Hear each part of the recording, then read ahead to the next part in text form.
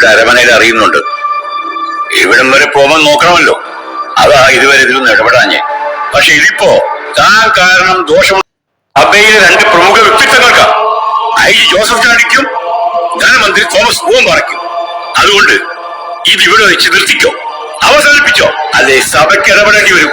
താനോടാണ് ഇരിച്ച് എന്നെ പരിഹസിക്കുമെന്നോ? അയ്യോ അല്ല പിതാവ്, താൻ ആരുടെ ബലത്തിലേക്ക് നഗലിക്കുന്നത്? ഈ ഫോണിൽ തിരുവനന്തപുരത്തിനൊന്ന് കറക്കിയാൽ മതി, അടുത്ത നിമിഷം ഇവിടെ എത്തും തന്റെ ഈ മുഖ്യമന്ത്രി കുഞ്ഞിക്കൊമ്മൻ.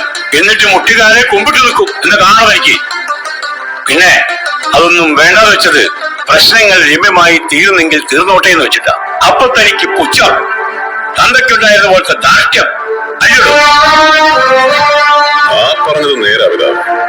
എന്റെ അപ്പനുണ്ടായിരുന്ന പല കുഴപ്പങ്ങളും എനിക്കുണ്ട്. പിതാവ് അത് കാര്യമാക്കണ്ട.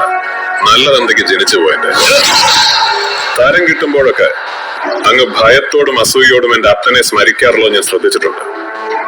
പണ്ട് പെരുവന്താനം പള്ളി വികാരിയായിരുന്നപ്പോ സെമിത്തേരി വിഷയത്തിൽ എന്റെ അപ്പന്റെ കയ്യിൽ നിന്ന് തിരുമുഖം അടച്ചൊരെണ്ണം കിട്ടിയിട്ടുണ്ടല്ലോ. ആ കൈയുടെ ഒരു ഗുണം അതാ, കൊണ്ടവനൊന്നും മറക്കുകയല്ല, ചാവുന്നവരെ ആ ചൂട്. സഭയിലെ മുഴുത്തവന്മാർക്കിട്ട് കൊണ്ടപ്പോ പിതാവിന് പൊള്ളി. ഞാനും കിടന്നായിരുന്നു പിതാവ് 14 ദിവസം അകത്ത്. ഇതുപോലെ ഒരു വെള്ളക്കുപ്പായക്കാരനെ അപ്പ കണ്ടില്ല മധ്യസ്ഥത്തിന്.